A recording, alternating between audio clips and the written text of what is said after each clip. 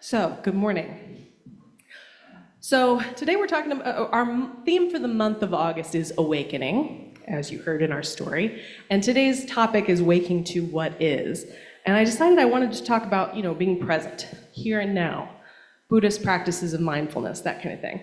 But as I was working on this service, I realized, there's not a lot I can say that would be better than just actually being present together. So, I'm going to have us do some meditations. This isn't me just not wanting to write a sermon. Y'all know I can write a sermon in my sleep. But really, sometimes there's more to be served by doing a spiritual practice together than me talking at you for 10 minutes or whatever. So here's what we're going to do. We're going to do a 3-minute meditation, and then we're going to do a little debrief, and then we're going to do a 5-minute one and a debrief. And what I want you to pay attention to here's how I think of meditation. Now, I'm not a Buddhist per se, but I have meditated quite a bit. And here's what I think meditation is, and prayer for that matter, but meditation in particular. It's kind of like for a few minutes, you're the universe's sensory organs, right? You're the universe's eyes and ears. So that's really what I want you to be. Whether you close your eyes or leave them open, really just be present and notice what's happening in this moment. Your mind's going to wander off. Your mind's going to want to go to the groceries and oh, did I leave the oven on, and things like that. And you just, without judging, without being like, shush mind, you're going to say, oh, that's thinking. I'm going to come back to the present moment. Who here has meditated a fair bit? Okay. Who here has never meditated? Okay, a couple folks. Who here knows that they don't like meditation? A couple people. That's okay. That's okay. I hear ya. If you get fidgety, that's okay. As long as your mind is present in the moment, even if you're Zen-tangle doodling, that counts. That counts. Okay, does that sound good? Any questions? Great. So we're going to do 3 minutes. I'm going to set a timer for us. And then I want to hear what you noticed. That's what we're going to share when we get back, okay? All right, timer. 3 minutes. Focus on your breathing. The cool thing about breathing is happening automatically, but it's also something you can do consciously. That's why a lot of meditation focuses on breathing. It's because it does both. So breathing works, sights and sounds. Just try to stay now. All right, here we go.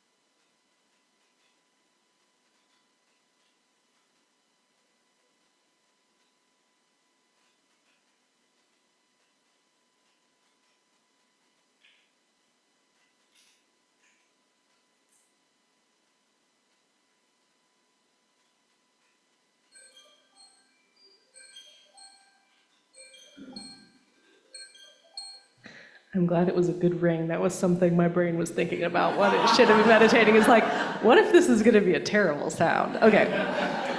Okay, so I would love to hear something someone noticed. I'm going to bring around the microphone. It can either be noticing like stuff in the moment, or it can be noticing what your brain did when it was supposed to be in the moment. Yeah, Erin. The stillness between the breaths. Lovely. Michael. I thought it was going to be easier to do with my eyes closed, but my mind wandered a lot more with my eyes closed than when I opened it and observed the tree swaying in the wind or the chalice flame dancing. Sensory input helps me stay grounded and not thinking of what still needs to be done. So that's a good tip for when we meditate again in a moment. Maybe if you want to try keeping your eyes open, that's fine. Teresa? Well, I was sitting there in all that silence, and what it made me think of was all the love in this place.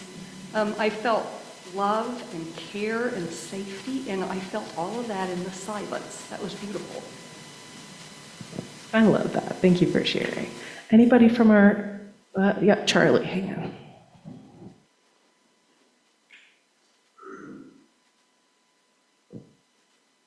I was just like Michael in that with my eyes open, that flame just was by far the most active thing in the room. And it was just nice to watch. But there was also a very calm thing in the room. And that was Nancy up there. You looked like you were completely into the moment. And so it kept me in the moment. Thank you, Charlie. Okay, one more. Yeah, Carol. Interestingly, I was thinking, how do Quakers do this for a whole service? Yes. So for those who don't know, our Quaker cousins, the way that they work, their whole worship service is quiet. They don't plan anything. They don't sing anything. They sit in a circle and they are quiet. And then whenever somebody hears, feels like a thought that feels a little special, feels like they have to share it, like maybe it's the spark of divine in them that wants to share something, then they stand up and they share that. Or maybe not stand up, depending on their abilities, but they share that. And I go to Quaker services often when I'm on my Sundays off, and it's actually really amazing because going into that space and being like anything anybody says is the spark of the divine talking. It actually makes for a very unusual and surprising experience. So, but it is a lot of quiet. It is a lot of quiet. I hear you, Carol. Okay, well, thank you all very much for that first 3 minutes.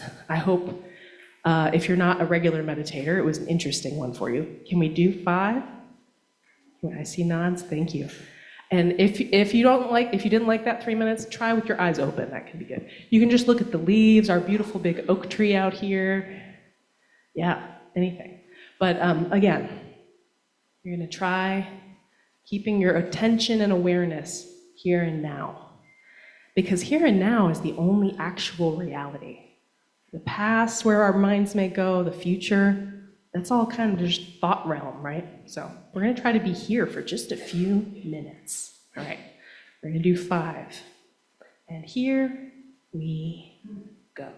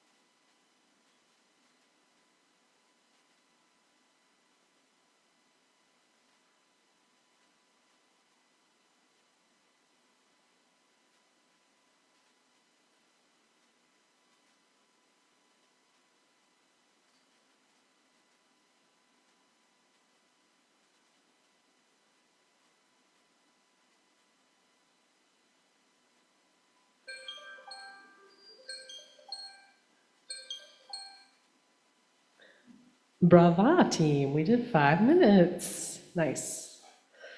Okay. I don't know about y'all. I had busy brain that time.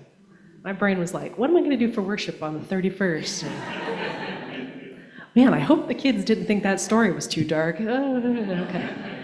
Anybody over here want to share what was going on for them? I always find it easier to keep my eyes closed personally because I get distracted. And so what I tried to do was look at our tree and then re-picture that in my brain. And what I found is that as soon as I closed my eyes, I could see the details of it, but every moment that passed, it just sort of faded into with less and less detail, eventually like a watercolor that was just kind of badly painted. And that's a great metaphor for when our brains get stuck in the past, how distant it is from the thing we're actually thinking about. That just fades as it goes on. Yeah.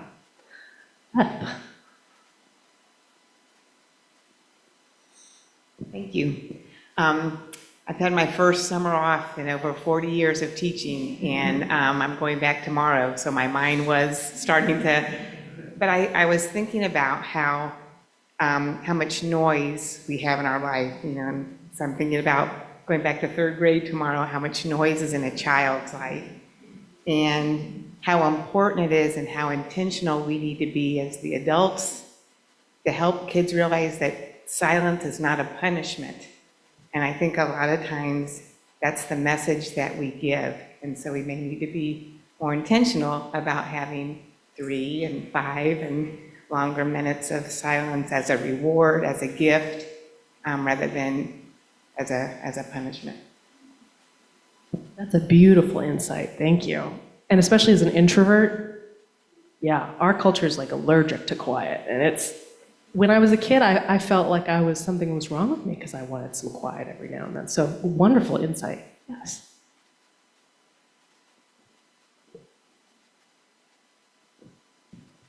All right, 2 things, and they're not going to be beautiful like that last one. The first is that it was very pleasant to my autistic brain because I didn't hear any mouth breathing.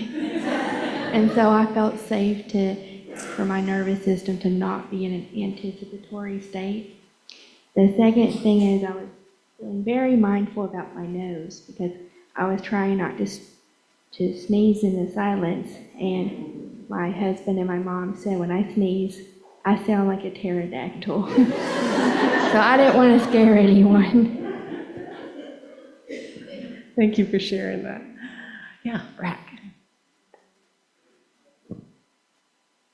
I, like some of the others, typically do also keep my eyes open. I enjoy watching the way the wind moves the trees, and I also found that if I do keep my eyes closed, while I can center a little, it also takes me less than 5 minutes to drift off.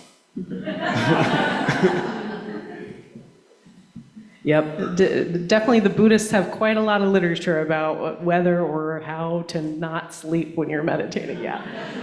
So I want to hear a few more, but first I want to say, I think the amazing thing about meditation, and science has confirmed what these spiritual communities have figured out thousands of years ago, right? Science has just recently again been like, okay, yes, we see that this is good for people.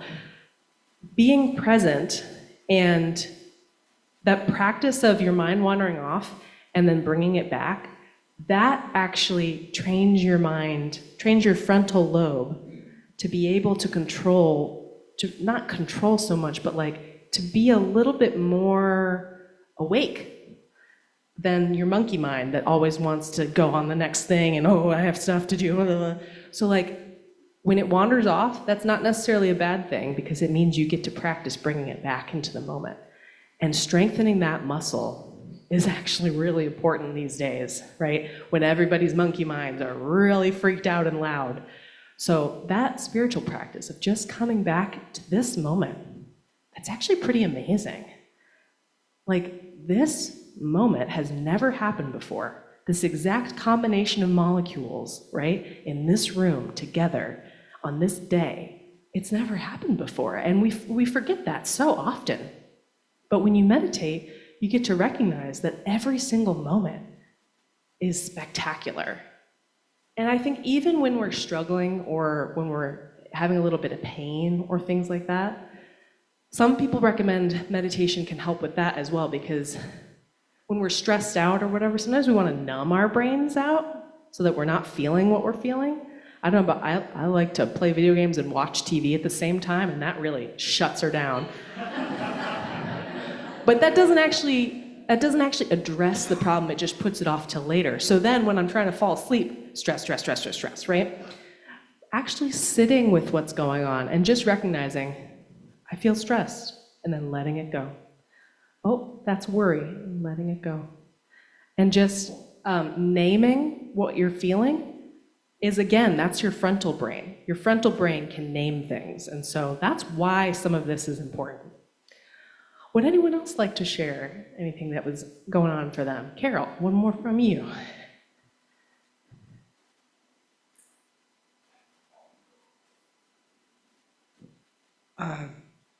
Christian meditation, I am very familiar with. And there's a priest, Father Keating, who kind of started this whole movement, renewal in the Catholic Church especially.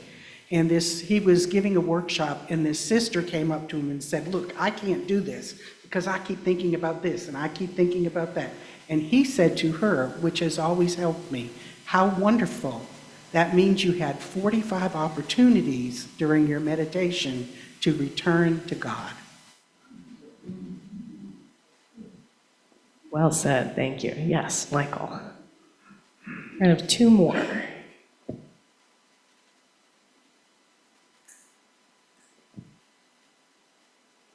I predict this will sound a little odd. I find that having something to listen to, it makes it much easier to concentrate on nothing. But we don't have any low hums in here. So what I use is my tinnitus. I have a constant stream of cicadas running through my head. Simply paying attention to them helps.